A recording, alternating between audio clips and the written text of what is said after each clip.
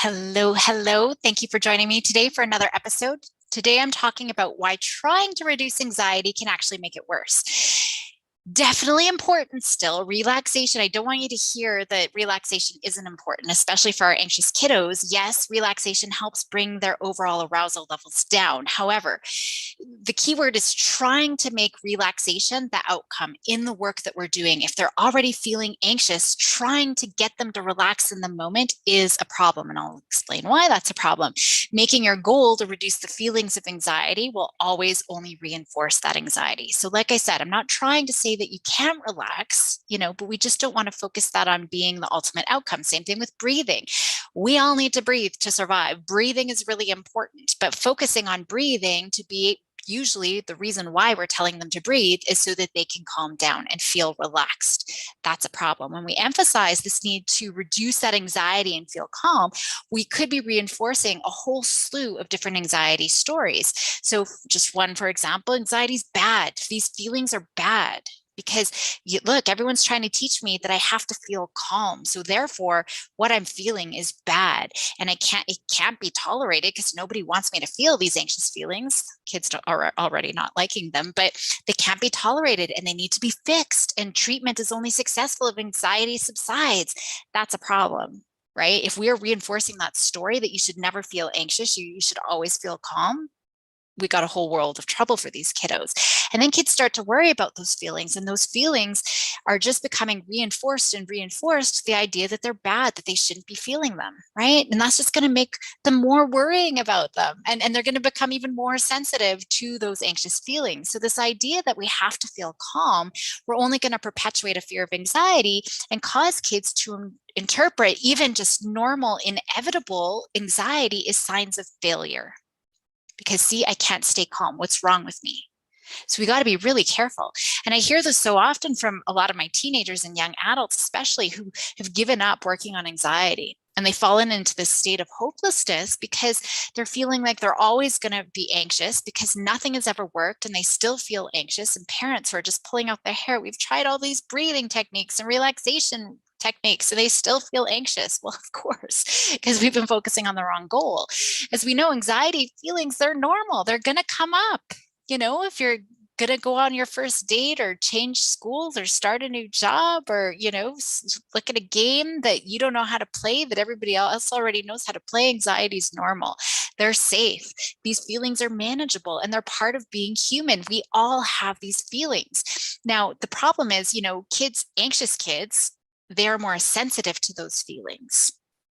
So other people don't try to relax, when they're feeling a little bit of that anxiety, they push through it because they're interpreting them in a different way.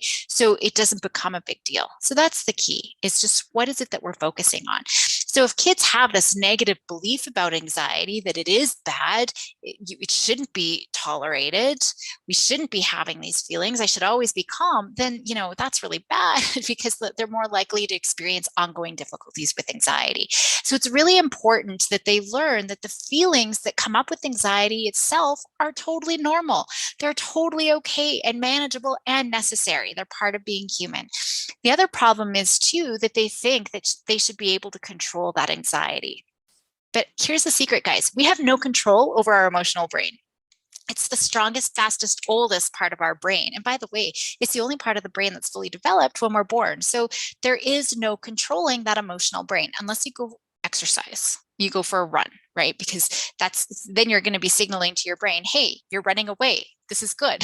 So then your brain can calm down because it's setting off that fight or flight response. So if you start running, right, your body's going to be like, okay, you're trying to protect yourself. So, but it's just good to know we can't eliminate anxiety. It's not even helpful to eliminate anxiety. Just like I often use the example of a fire alarm, right? We need to have it. We have to have a fire alarm there, a fire detector in case there's a real emergency.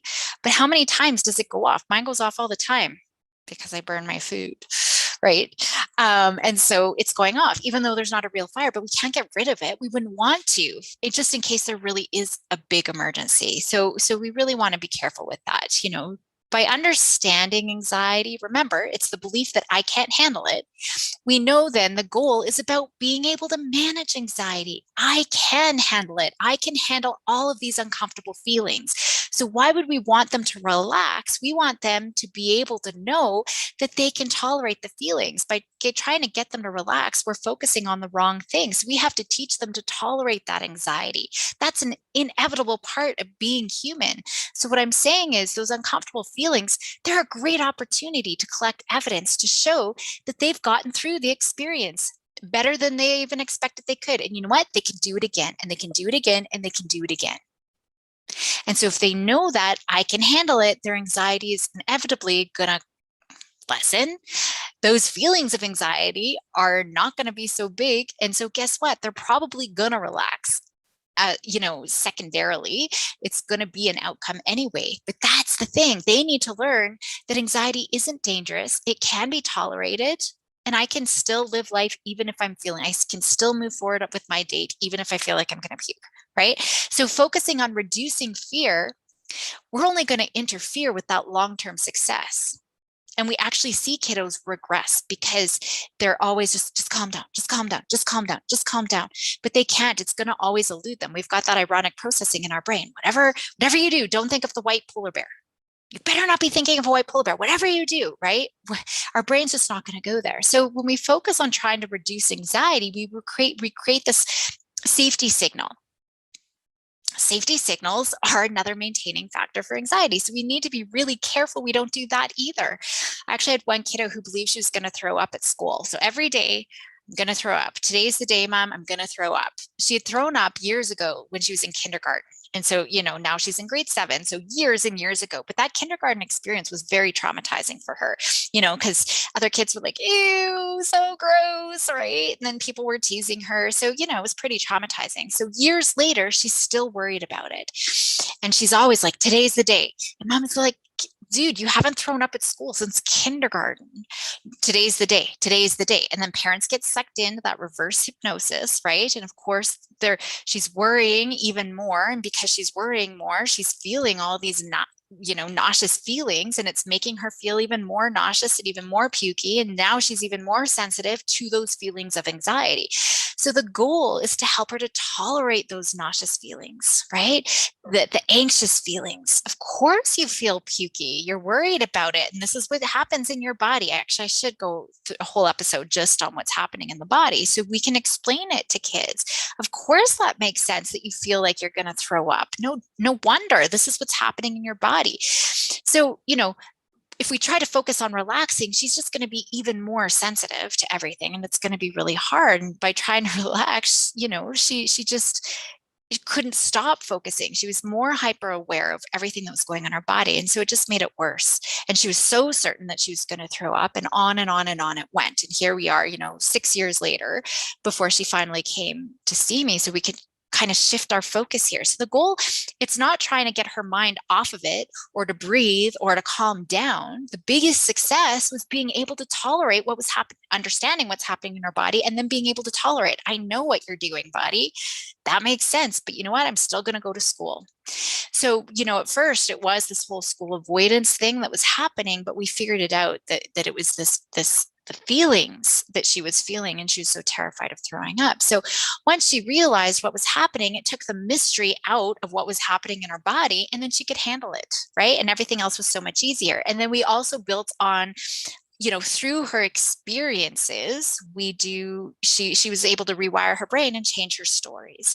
So anytime we tell kiddos to relax and breathe, we know that we could be reinforcing that idea that the feeling of anxiety is bad, and that's only going to make them feel more anxious, especially about feeling anxious. And it's those feelings of anxiety that become a big problem that starts creating more worries to begin with. So we also set up this helpless, hopeless sort of story. And this is another one, especially I find for my teenagers and young adults, especially because they're trying to relax. And everywhere you read on the website, and everybody's telling them, just calm down, just relax, just breathe. And then they can't. And then they feel like they're a failure, and they're never going to be able to manage their anxiety. And then that anxiety starts to become ingrained because they create this identity around being an anxious person. And most of the time they're like, I am breathing, I am relaxed, or kids right in the middle, I am relaxed, I am calm, I am in the green zone, right? And it's not helping. They're just going to be mad or more anxious. So here's another thing to think about too, when we're thinking about when we understand what anxiety is, but also what is actually happening in the body. I do think I need to do an episode on that. When anxiety shows up, it rings that alarm bell to prepare our body to manage a threat. Again, the brain cannot tell the difference between us being eaten by a predator or another kid smirking at us. Our brain cannot tell the difference. And so it's just saying threat. So because of that, the alarm system, it's just automatic. It's a natural instinct, and we really have no control over that alarm once it's rung. It takes over. If you've ever been into a close call, like for an accident or something, you probably have, if you're driving and it's icy and you get out of the way, you swerve out of the way, you react so quickly. It's not until afterwards you're parked and safe that you start shaking and thinking about it and replaying, right? That's where our conscious mind has caught up to it. So it's very instinctual, very fast. We really have no control over it. So we got to think about that. So trying to relax totally flies in the face of our alarm system, because it's going to be like, there is a threat here. Again, it can't tell the difference between being eaten and somebody smirking at us. So if we're just trying to breathe and relax and we're not moving, our brain is like, what are you doing trying to sit here and relax and breathe? We need to get up and be fighting or running for the rest of our lives, right? So our brain is just going to become more and more anxious. Like, what are you doing? You're just sitting duck. So trying to relax now, it's only going to worsen that anxiety and lead to behavioral outbursts, right? Even aggression, because all the body wants to do is to fight. So it doesn't make sense to try to make it relax. Not in the moment. So we need to think about the skills that need to be learned. At the end of the day, that's always what we're doing. What are the skills that need to be learned? Yes, relaxation is important, but not in the heat of the moment. Relaxation is fantastic when we're reducing our overall arousal levels, so kids aren't so trigger happy, to threats anyway, so that they're not so sensitive to what's happening in their body or their environment. We definitely want them to be successful, and we want them to tolerate those anxious feelings, because there's going to be anxiety-provoking situations coming up all the time, and they need to learn to be able to tolerate it. Because these kiddos, they've got so much adrenaline and physical energy running in their system, right? And it's really best for them to be able to do something physical with it. And that's why I said maybe going for a run is fantastic. That's a great way to help get rid of some of that. So one way to achieve all of this, of course, is by feeling the anxiety on purpose. That's where they can start feeling like they've got a little bit more control, because anxiety, in addition to feeling like I can't handle it, it wants certainty. And so we see a lot of rigid behaviors because it wants predictability and certainty, so that I know I can handle it. Anytime there's uncertainty, that's when I feel like I can't handle it and the worries start to come. So maybe we can start giving them a little bit of control. So maybe intensifying the tension that they're feeling. So for one little guy, I remember progressive muscle. I don't do a lot of relaxation stuff when we're working on anxiety specifically. I usually use that later on. And I've got a training program, and it's usually one of the last pieces that we do in the Thrive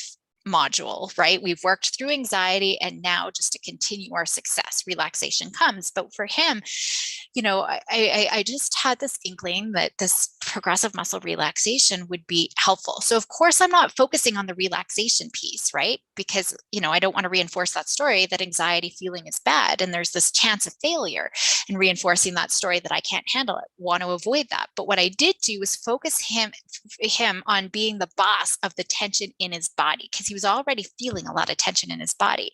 And so we intensified that tension everywhere through his body. So I kind of walked through that progressive relaxation piece with an ulterior motive here, but we are intensifying. He can bring it, anxiety. You want to tense up my muscles? I'm going to tense them up even more. And then let go and see what happens. And if it's doing it again, we're going to do it again. And then we're going to let go. We're going to do it again. Whenever it's there, you just tense up those muscles and you be the boss of that tension, right? And that approach was so powerful because it was something he could do even discreetly when he was feeling anxious. Maybe he wasn't bringing his fists up to his face, but if he's sitting there, there's so many things he could be doing, pressing his arms down, like almost doing like a chair push-up. He doesn't even have to do the push-up, but just tensing his muscles as he sits there at his desk. If if he's feeling anxious. There's a lot of things that he could do discreetly and take control over those feelings. And I do that too for my kiddos who are terrified of having panic attacks. I'm going to induce panic attacks in my session, or at least the symptoms. And we're going to work through building those skills and the tolerance to handle that feeling like I'm going to hyperventilate, or that feeling like I'm going to pass out, right? So all of those things we actually induce so that they can A, accept them, and B, learn that they can tolerate them, and C, when they can tolerate them, they realize that they're surviving and they're not actually dying. And then doing that physical activity in the midst of a panic attack is so helpful too. I had a woman who had these extreme panic attacks and she was sure she was going to pass out, which, by the way, doesn't make sense, because you need to have really low blood pressure to pass out. And that's the exact opposite when you're feeling anxious. When you're having a panic attack, your blood pressure is going through the roof. So passing out is not going to happen. And why the heck would our body allow us to pass out if that would mean getting eaten? So it doesn't make sense that our body, to protect us, would allow ourselves to pass out, because we need to run or to fight. But telling her that was never going to help. Right? She gets so anxious, and instead of allowing her to sit and sip her water, water is such one of those safety behaviors or safety, object signals that people have, that they think it's their water is keeping them safe and alive. That's what she normally did. She'd sit and sip water. But I made her get up and do the opposite. And we're going to try to continue to hyperventilate. And we're going to do physical activity. So we're going to run on the spot. We're going to do knee tuck jumps. We're going to do whatever it is what's in your capacity to be able to do. Would someone who's on the verge of passing out, or on the verge of having a heart attack, or on the verge of whatever, be able to do knee tuck jumps? Probably not.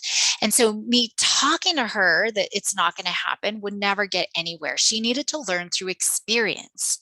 And so whenever she had a panic attack, she knew she could up the ante, intensify some of those feelings, take a little bit of control over it, do some physical activity to show her, hey, I'm not obviously passing out. Someone who's dying cannot do jumping jacks, right? So being able to do that, and she learned everything that I could have tried telling her in years of therapy, she could learn in just one session, right? And then we do a booster session, and that's it.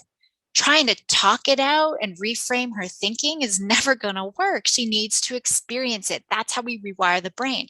So we only needed that session and really 2 more sessions before she felt like she had complete control over those panic attacks. The first session she already was feeling, but we did a little bit of tweaking. What if this and what if that? And, within 3 sessions, complete control over a panic attack. So again, we got to think about our practice. What are we doing with our kiddos? So if you've got a kiddo who's been working on relaxing the body when they're anxious, or if it's your own kiddo, what could you do differently? So like I said, relaxing in and of itself is important. Anyone who's anxious needs to learn to relax and release that tension. Actually, all of us human beings, everybody needs to learn those things. But it's when we're working on that relaxation as the outcome, that's where it becomes a problem. So the goal should never be about needing to feel relaxed. We will work on doing things that are relaxing and letting go, but not when we're actually feeling anxious. That should never be the story that we're reinforcing. When we're directly targeting anxiety in our work with anxious kiddos, we need to work on them accepting and tolerating whatever those anxious feelings are that are coming up for them. That's the goal. And ultimately, through that, they probably will feel better and relax. We just want to make sure that that's not our goal.